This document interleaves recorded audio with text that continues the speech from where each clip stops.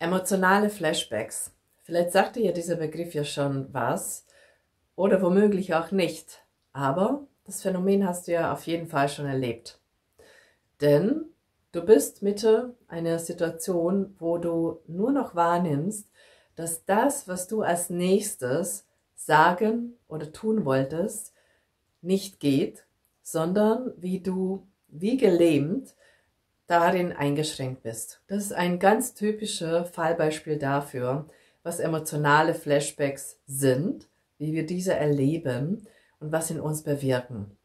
Ich bin Gabriela, Trauma- und Körperpsychotherapeutin, Selbstüberlebende und Erfahrende von unzähligen emotionalen Flashbacks, und ich berichte dir jetzt über die 5 größten Irrtümer, was emotionale Flashbacks betreffen.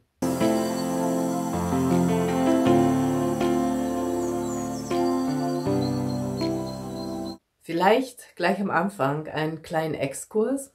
Was sind denn Flashbacks? Flashbacks im Allgemeinen und natürlich im Kontext von Trauma sind eine Form des plötzlichen Wiedererlebens, wo der Betroffene durch einen Schlüsselreiz, nennt man das so, also eigentlich durch einen Trigger, durch einen Auslöser, plötzlich unwillkürlich gewisse Erinnerungen bzw. Empfindungen im Kontext der vergangenen Traumata erlebt. Diese Flashbacks können verschiedene Erinnerungsfetzen oder ganze Stories sozusagen mit aufreißen, mitbringen und plötzlich wieder erlebbar machen. Oder können aber auch, und da kommt jetzt eben schon, was ist eigentlich emotionale Flashback, können auch in einer Form auftauchen, dass wir primär nur Emotionen und Gefühle wahrnehmen und dazu gar keine visuelle Part dieser traumatischen Erinnerung gehört.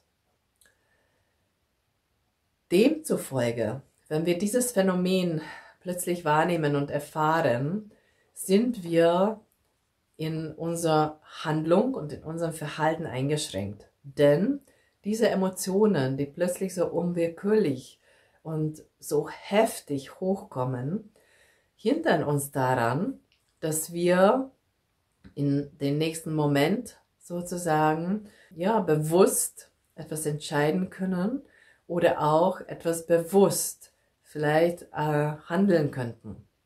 Das sagt ihr dann jetzt auch schon, emotionale Flashbacks sind sehr heftig und intensiv. Die wirken natürlich durchweg auch im Körper und sind insbesondere dadurch gekennzeichnet, dass wir sehr viel auch im Körper wahrnehmen. Die haben natürlich auch eine heftige physiologische Folge. Das heißt, du kannst zum Beispiel, also vegetatives Nervensystem springt an, das können Herzrasen, heftige Herzrasen sein oder dass du mit der Atmung Probleme hast. Du kriegst zum Beispiel psychogenen Schwindel. Das können alles zum Beispiel mit begleitende Symptome sein, aber ist ganz klar, und da ist Fokus darauf, währenddessen du das erlebst. Du bist sozusagen in einen früheren Zustand deines Seins zurückgeschmissen, wo du eine Art Regression erlebst. Also dieser kindliche Zustand wird plötzlich, übernimmt ja die Hand. In diesem Zustand völlig von deinen Emotionen und Gefühlen überflutet wirst. Ja, wie entsteht denn überhaupt so ein emotionaler Flashback? Was sind denn die Ursachen? Das können natürlich primär sehr lang anhaltende verschiedene Art von Missbrauch in Ursprungsfamilie sein, also dysfunktionale Familie. Das können sowohl körperliche Missbrauch gewesen sein, auch emotional-verbaler Missbrauch, aber auch in Familien, wo ganz lange und nachhaltig stets Vernachlässigung vorhanden war oder eine Missachtung da war. Und jetzt die 5 größten Irrtümer, was emotionale Flashbacks betrifft. Ich habe mir notiert, es ist wichtig, meine Emotionen dazu zu verstehen, Um mit unerklärlichen körperlichen Empfindungen umgehen zu können, ist es essentiell, meine Emotionen zu verstehen und zu deuten. Nein, vielleicht fällt dir auf, du wirst es verstehen, also mit dem Verstand Emotionen zu verstehen, ist es äußerst schwierig, nicht wahr? Denn Emotionen, Gefühle sollten erstmal spürbar und fühlbar sein, damit ich auch nachvollziehen kann und vielleicht auch nicht nur über die Wahrnehmung mehr nachsinnen kann, sondern auch womöglich gewisse Erinnerungsstücke ja, im Kontext andere Akteure eines Erlebnisnetzwerkes, sprich auch welche Gedanken, welche Körpersinneswahrnehmungen mit dabei waren, beleuchten kann. Emotionen zu verstehen, vielleicht im Sinne zu verstehen, dass ich weiß, wie diese dann entstanden sind, aber wenn wir nochmal einen ganz typischen Aspekt von Entwicklungstrauma beleuchten, und zwar, dass die meisten, die ja chronisch mit diesen Symptomen über Jahre, Jahrzehnte leben, keine Gefühle haben oder nur wirklich äußerst selten, ist gerade dieser Irrtum oder dieser Aberglaube oder wie auch immer, wie ich das nennen soll, natürlich gar nicht plausibel und einleuchtend. Ich kann dir sagen, welche typische 3 Folgen es gibt, wie diese Emotionen bzw. emotionale Flashbacks, wenn sie da sind, wir überhaupt wahrnehmen. Äußerst typisch ist, dass unsere Reaktion darauf eine Art Lähmung oder Freeze-Zustand ist, in dem wir uns ja nicht bewegen können und nicht bewegen trauen, nicht handeln trauen. Das hat einen ganz essentiellen Ursprung aus der Kindheit heraus, wenn wir Jahre, Jahrzehnte lang so aufgewachsen sind, dass nur in der ständigen Angst und Furcht vor Strafe ja, leben mussten, sind wir darauf konditioniert, dass sobald ein nur annähernd ähnliche Situation vielleicht hochkommt oder eine Erfahrung, dass wir natürlich darauf reagieren, und zwar meistens mit einhergehender Art von Erstarrung und Lähmung, denn es war nicht erlaubt, unsere Reaktionen auf massive Grenzüberschreitungen zu äußern, und diese anhaltende Angst war natürlich nicht adäquat auch nach außen getragen. Dementsprechend ist diese Angst und Erstarrung, nicht wahr, ist eine der Angstfolgen, dass wir möglicherweise so reagieren, ist ja zur Gewohnheit geworden und es springt auch wie ein Muster an. Eine zweite ganz typische Folge oder Reaktionsmuster könnte es sein von dir, wenn du emotional Flashback erfährst, dass du einen emotionalen Ausbruch hast. Also mehrere meiner Klienten, Klientinnen und mir ist es auch vor gut ein paar Jahren noch sogar passiert, dass ich in einer Situation war, welche wirklich plötzlich nicht für mich tragbar und aushaltbar war. Und das konnte ich ja nur so auflösen in dem Moment, dass ich einen emotionalen Ausbruch hatte, mit ein ganz, ganz enormer auch Bedürfnis der Zerstörung sogar. Also, dass ich etwas zum Beispiel kaputt mache. Aber es gibt viele, auch Klienten, Klientinnen, die zu mir kommen, die ja davon berichten. Gerade in Bezug auf Kinder, ja, eigene Kinder. Sobald zum Beispiel diese uns triggern. Oder auch Arbeitsplatz, egal, eigene Beziehung, ja, wo das eskaliert, scheinbar nichtiger etwas und du bist ja voller Rage und flippst du aus.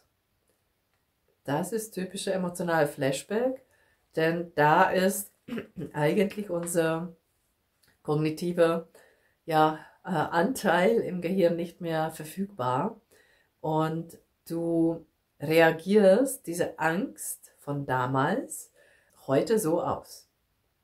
Ich kann dir sagen, das ist eigentlich noch ein recht gutes Ventil und gute Möglichkeit ist und ist noch gut, dass du das auch tatsächlich tun kannst. Denn viele haben zum Beispiel vor diesen schmerzhaften Erinnerungen so viel Angst und damit sie das nicht erleben müssen, verdrängen sie so dermaßen, und das ist ja eigentlich die dritte Variante, was typischerweise Folge sein kann, also Reaktionsfolge auf emotionalen Flashback, dass du das praktisch gar nicht merkst, dass gerade ein emotionaler Flashback passiert war, weil du schon so dermaßen alles herunterschlucken, verdrängen und in die Anpassung flüchten bist, dass du das gar nicht richtig registrierst. Also für dich zum Mitnehmen, Emotionen zu verstehen, vielleicht im Hinblick auf Ursache-Wirkung, macht es natürlich Sinn. Aber es macht viel mehr Sinn, Emotionen auszuleben und Emotionen wieder erfahrbar zu machen, damit wir diese, die ja sehr alte Emotionen und Gefühle sind, meistens im Kontext Entwicklungstrauma, aber dann auch verarbeiten können. Zweiter Irrtum. Es gibt keine Wege, meine emotionalen Flashbacks zu kontrollieren. Nein, es ist nicht wahr. Es ist wahr, dass diese sozusagen tatsächlich im limbischen System getriggert waren. Aber in Kontrolle kannst du so erlangen, wenn du diese emotionalen Flashbacks immer mehr wahrnimmst, auch gelten lässt und diese auch achtest und du vor allem den Umgang mit diesen emotionalen Flashbacks erlernst. Also wenn du dann zum Beispiel so einen emotionalen Ausbruch hast, was ist da zu tun, damit du zum Beispiel keinen anderen oder dir selbst sogar schadest, weil es ja nicht selten, dass solche Zustände, ja, gerade das Verhalten, diese Borderline, nicht wahr, Borderline-Muster nach ICD-11, aber in vielen Betroffenen verursachen und auslösen, sondern dass du einen gesunden Umgang erlernst und dadurch wirst du mit der Zeit doch unter eine andere Art von Kontrolle dieses Phänomen bekommen. Dritter Irrtum. Meine Vergangenheit beeinflusst mein gegenwärtiges Erleben, also ich bin völlig machtlos. Also es ist zwar klar, dass emotionale Flashbacks natürlich eine Ausdrucksform der erlebten Traumata sind. Aber es ist nicht wahr, dass diese Trauma bis heute mein Leben auch kontrolliert und vorgibt. Natürlich habe ich Einwirkungen auf meinen Alltag und auf meinen gesundheitlichen Zustand, auf mein Immunsystem, Kapazitäten etc. Es ist so, dass obwohl emotionale Flashbacks nicht bewusst im Alltag da sind und meistens aus dem Unterbewusstsein auch nach außen katapultiert werden, aber dadurch, dass wir den Bezug zu diesen verändern und diesen Bezug heute mit einer erwachsenen Seite von uns herstellen, natürlich verändern. Ich bin nicht ausgeliefert diesen Flashbacks und diesen Phänomenen, sondern ich kann mein Heute, mein Gegenwart selbst anders gestalten, indem ich ja den Umgang und den Bezug zu diesen eigentlich alten Gefühlen und Erlebnissen ganz anders aufsetze und praktiziere. Das bedeutet, dass du auf jeden Fall eine Selbstwirksamkeit erlangen kannst. Das dauert nur etwas Übung und Zeit. Der vierte Irrtum: Die Verbindung zwischen Körper und Geist ist doch vorgegeben, also es gibt ja keine Heilung daraus. Nein, das stimmt auch nicht, denn diese Erlebnisnetzwerke als ja, Muster, auch Reaktionsmuster im Körper und im Körpergedächtnis sind natürlich vorhanden. Aber das ist ja nicht für immer vorgegeben, sondern du hast die Macht in der Hand, diese zu verändern, denn es ist ganz wichtig auch zu verstehen, und das wirklich auch zu verstehen, dass diese Erinnerungen auch im Körper auf verschiedene Ebenen sozusagen abgespeichert sind und vorhanden sind. Und zu diesen verschiedenen Ebenen natürlich auch verschiedene Zugänge wir haben. Der Körper speichert aber natürlich alles an Erinnerung, auch wenn wir gerade vielleicht ja, keinen Zugriff darauf haben. Und wir haben die Chance, dass wir durch verschiedene Zugänge zu dem Körper diese Phänomene natürlich langfristig auch verändern können. Es gibt ja gewisse Methoden und Möglichkeiten dafür. Und die Aufgabe besteht dann darin, dass wir diese sogenannte Hot Memories, also die ja so sekundenschnelle, plötzlich auftauchende Wiedererleben da sind und einen absolut unsortierten Zustand aufweisen, beziehungsweise nicht nur unsortiert sind, sondern auch meistens kein Narratives haben. Also wir haben keine Geschichte dazu. Dass wir diese durch eine Art Sortierung, wozu natürlich auch Übungen gibt, aber zu eine andere Art von Memory und Gedächtnismaterial sozusagen umformen und dass wir auf jeden Fall Fortschritte machen können. Ja, und der letzte, größte Irrtum aus meiner Sicht ist die Unsichtbarkeit von Trauma ist ja da. Also, ich kann es ja auch ignorieren, egal ob das jetzt kommt oder nicht, ob diese emotionale Flashbacks plötzlich da sind, mich lähmen oder gerade dann eher auch noch mehr verdränge oder ich habe ja gewisse emotionale Ausbrüche ganz heftig oder Angstzustände können ja auch sein. Aber am besten ignoriere ich das oder verdränge ich das und beachte ich das nicht und dann wird es schon irgendwie. Ja, das ist ja weit verfehlt. Denn was passiert, wenn wir langfristig gewisse Dinge nur noch mehr verdrängen, nur noch mehr missachten und nicht wahrnehmen wollen? Die verschwinden natürlich nicht, sondern die sind ja weiterhin in unserem Körpergedächtnis da und sie werden sich immer wieder melden. Darauf ist auf jeden Fall Verlass. Und wir nehmen uns vor allem die Chance, in solchen Momente oder auch sogar, es können Tage, Wochen lang dauern, ja, solche emotionale Zustände, emotionale Flashbacks, sogar ein Beispiel dafür, du hast einen Traum und du wirst genau da wach, wo das am heftigsten ist, diese emotionale Wiedererleben, und du nimmst das in den Tag mit, aber nicht nur in den Tag, sondern sogar mehrere Tage bist du völlig in diesem Zustand gefangen, das auf irgendeine Art und Weise dann vielleicht aufgelöst hast.